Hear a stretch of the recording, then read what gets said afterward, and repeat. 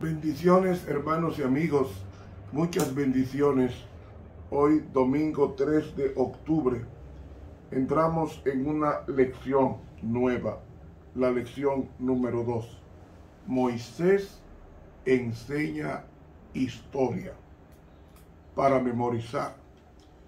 Y todos comieron el mismo alimento espiritual, y todos bebieron la misma bebida espiritual, porque bebían de la roca espiritual que los seguía, y la roca era Cristo. 1 Corintios 10, 3 y 4. Padre mío, Padre nuestro, estamos ante tu presencia en esta nueva semana. Queremos estudiar contigo y recibir de ti la bendición de Dios. Que la sangre de Cristo, tu Hijo, nos acompañe en este caminar. En tu nombre. Amén. Para hoy, domingo, el ministerio de Moisés. Leeremos el capítulo 32 de Éxodo, comenzando en el versículo 29. Entonces Moisés dijo: Hoy os habéis consagrado a Jehová, porque cada uno se ha consagrado en su hijo y en su hermano, para que dé él hoy bendición sobre vosotros.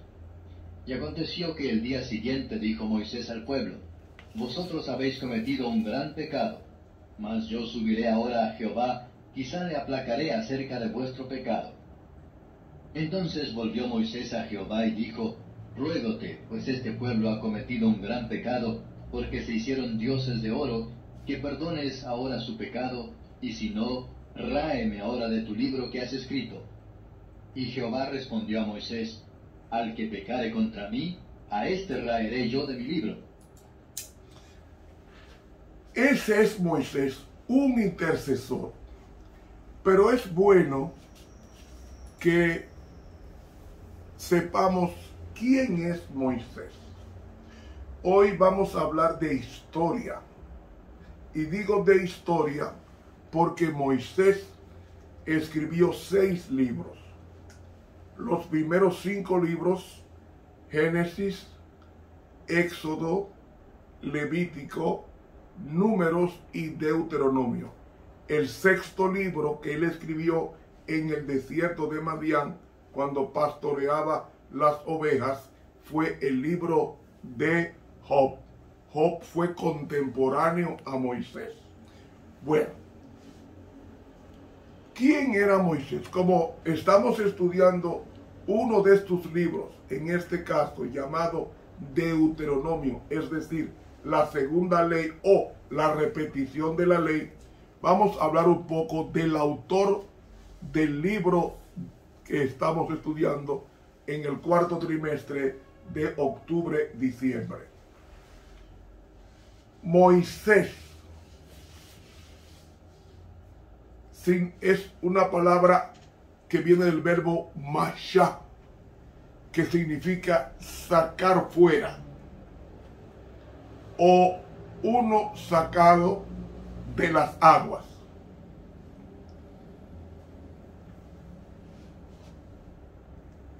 Los egipcios adoraban al río Nilo como el dios Api. Entonces,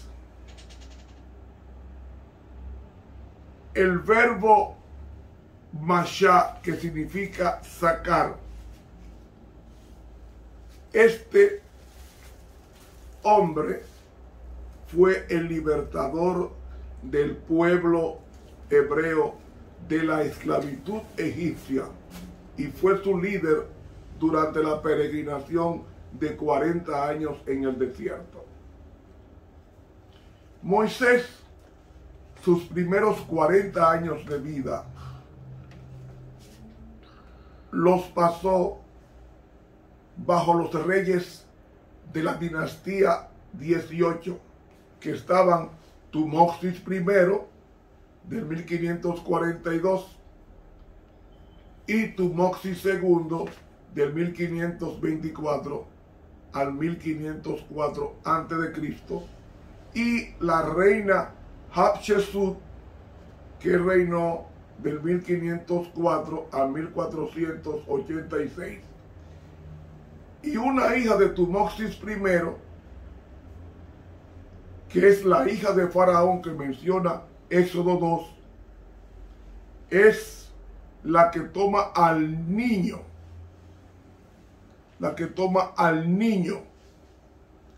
y lo saca de las aguas. Moisés fue hijo de Amram y Jocabed, descendiente de la tribu de Leví, en la cuarta generación, según Éxodo 6, y era de la familia de Coat. Conocemos tres hermanos: Moisés, Aarón y María o Miriam, que es el nombre correcto, porque María no es un nombre hebreo, pero Miriam sí es un nombre hebreo. Así que la hermana de Moisés, aunque le ponen María en el Antiguo Testamento, debe ser Miriam. Ahora bien, el hermano, el mayor de los tres, fue Aarón, que le llevaba 3 años a Moisés. El segundo hermano era María o Miriam, y Moisés era el tercero, es decir, el hermano menor. Siempre a Dios le gusta hablar y usar a los menores para hacer grandes cosas. Cuando nació Moisés, los hijos de Israel ya estaban en Egipto unos 135 años. Jacob había muerto hacía 118 años. José, que fue gobernador de Egipto, había muerto unos 64 años antes. Entonces, como el éxodo fue en el año 1445 antes de Cristo, Moisés nació en el año 1525 antes de Cristo. Y sobre la misma base, cuando los hebreos entraron a Egipto, los reyes que existían o que gobernaban eran los Hicsos, que eran emparentados y eran amistosos y gobernaban el país. 60 años antes de Moisés nacer, surgió una poderosa dinastía cuyo primer rey, tal vez Amenhotep I, fue el rey que no conocía a José ni al Dios de José, que menciona Éxodo capítulo 1. Los hebreos se habían multiplicado grandemente, llenó la tierra de hebreos, y entonces los egipcios, que tenían grandes proyectos de construcción, los usaba como obreros para, con el rigor, levantar las grandes ciudades monumentales, como las ciudades de almacenaje que fueron Pitón y Ramsés. Y entonces, cuando la opresión aumentó, la Biblia dice que ellos clamaron a Dios por liberación de la esclavitud, y Dios envió a Moisés. En esa vida dura de servidumbre hubo un decreto de que los niños, dice Éxodo, que todo varón que naciera fuera echado al río Nilo. ¿Por qué el río Nilo? Porque para los egipcios echar un niño al río representaba una dedicación al dios Nilo, que era Hapi. De ahí que los padres tomaron al niño en un junco, en en un carrizal, y allí lo lanzaron al río siendo un niño muy hermoso. Entonces, hermanos, al lanzar al niño en la cesta, la hija de Aarón lo ve, lo saca de las aguas y entonces entrega el niño a la crianza de la madre de Moisés, que no lo sabía la hija del rey. En ese lapso, en los primeros 8 años de un niño, ya en ellos se forma el carácter del niño o lo que va a ser el niño. Y esta madre hebrea se esforzó por dar a el niño la educación hebrea para que el deslumbramiento del reino no lo viciara y no lo entretuviera y no le quitara la visión. Ahora, cuando él llega a los 40 años, entendió que había llegado el momento de escoger entre su fe hebrea y la fe egipcia. Pero ya él tenía una formación religiosa hebrea. Y esa formación hebrea tenía raíces profundas, de tal manera que no podía variar con progreso esa formación. Así que cuando la reina toma a Moisés y es criado, y esta reina se llamaba Hatshepsut, la hija de Faraón, entonces la madre de Moisés lo cría, y ya a los 40 años él mata a un egipcio, lo descubren y sale huyendo a Madián. Cuando Moisés huye a Madián, es bueno que los hermanos que están estudiando conmigo la lección sepan que los madianitas eran descendientes de Abraham con su tercera esposa llamada Setura, que en hebreo se pronuncia Keturah. Usted consigue eso en Génesis 25. Entonces, Moisés estuvo con sus parientes, porque los madianitas eran descendientes de Abraham, y Moisés también era descendiente de Abraham, pues él estaba con parientes durante sus siguientes 40 años de peregrinación en el desierto.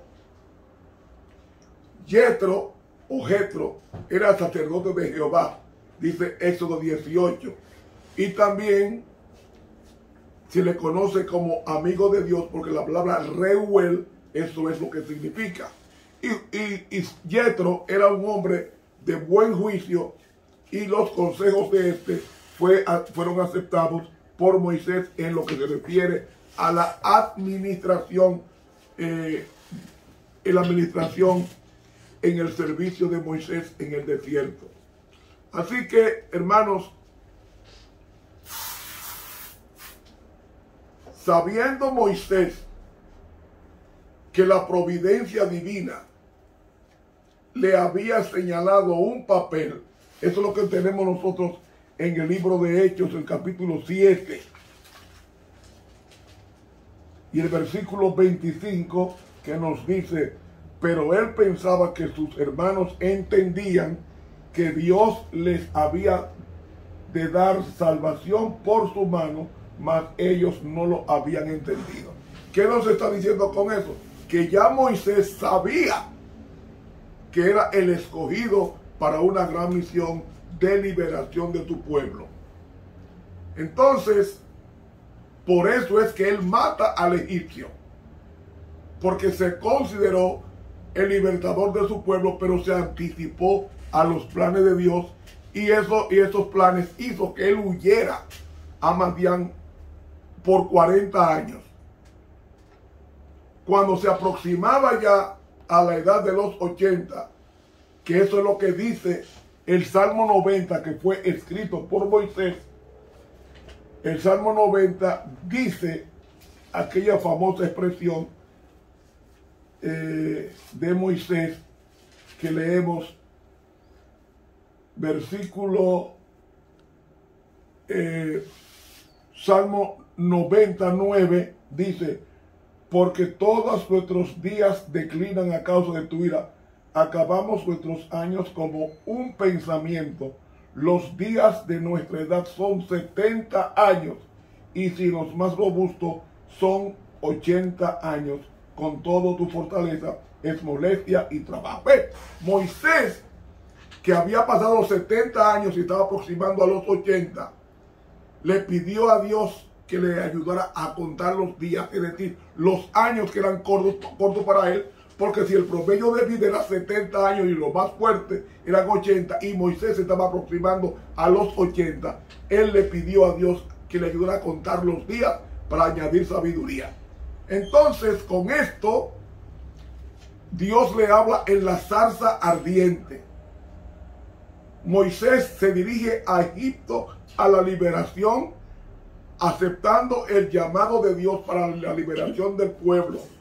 Y su primera audiencia que encontramos nosotros en Éxodo 5, lo que hizo fue empeorar la situación de los hebreos. Y Dios le respondió enviando 10 plagas. Y por último, Dios en la noche, ya cuando pasó la peor plaga de todos, que es la muerte de los primogénitos, entonces Faraón en la misma noche le da facultad a Moisés para sacar a su pueblo. Y cuando lo saca, lo persigue, o los persigue a Moisés y a su pueblo, y Dios hace el famoso milagro de abrir el mar rojo, y durante toda la noche el pueblo de Dios pasó en seco, porque ya Dios había pasado primero abriendo el mar rojo y dejando el lecho seco para que el pueblo de Dios cruzara sin enlodarse camino al Sinaí. De ahí que cuando llega al monte Sinaí, Moisés recibe los 10 mandamientos y se establece en ese pueblo la nación hebrea con una teocracia que incluía los 10 mandamientos y también incluía los libros de la ley ceremonial y de las leyes civiles. Así que se levanta o se erige un santuario, y el Señor en ese santuario se comunicaba con su pueblo a través de Moisés, a través de Aarón. Ahora, ¿qué sucede?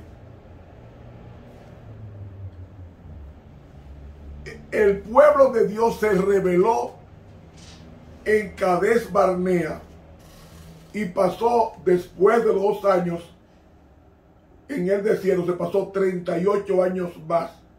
Y esos 38 años con los 2 anteriores sumaban 40. Y entonces esa decisión del pueblo de Dios, de Israel, o de Dios, ese pueblo de rebelarse contra Dios, hizo que el Señor castigara, como nos dice el libro de Éxodo, el capítulo 32, que lo leímos hace unos minutos, y dice que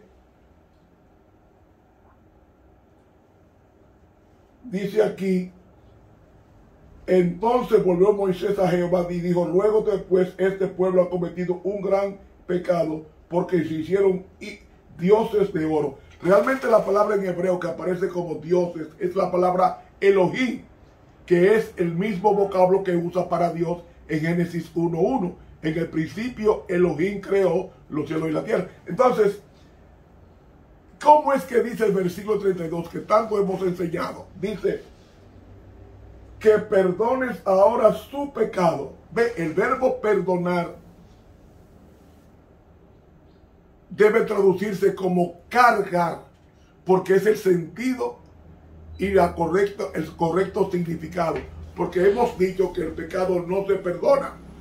Si el pecado se pudiera perdonar, entonces Dios hubiese dicho a Adán, yo te perdono, pero no. Hubo que matar un cordero para traspasar el pecado de Adán al cordero, símbolo de Cristo, el cordero de Dios que quita el pecado del mundo, y luego traspasar esa sangre o a los cuernos del altar o en ocasiones al lugar santo del santuario. ¿Me van siguiendo? De ahí que lo que hace Dios es que cuando tú confiesas tu pecado, Dios lo que hace es que Él recibe tu pecado y te ofrece su perdón. Y ese perdón es la sensación de paz con Dios, pero realmente el pecado no se perdona. Alguien tiene que pagar por ese pecado, y por eso Cristo vino y murió por nosotros y pagó todo el pecado de la raza humana.